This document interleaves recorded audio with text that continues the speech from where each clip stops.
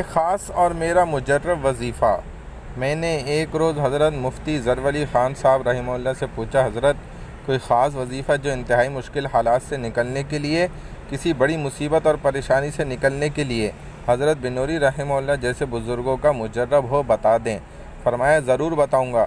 چنانچہ انہوں نے بتا دیا، اور اب وہ میرے روزمرہ کے اور دیگر اذکار میں شامل ہے۔ الحمدللہ عجیب اثرات و ثمرات پاتا ہوں۔ وظیفہ یہ ہے: حسبی الرب من العباد، حسبی الخالق من المخلوقین، حسبی الرازق من المرزوقین، حسبی اللہ الذی هو حسبی، حسبی اللہ ونعم الوکیل، حسبی اللہ لا الہ الا ہو، علیہ توکلت وہو رب العرش العظیم۔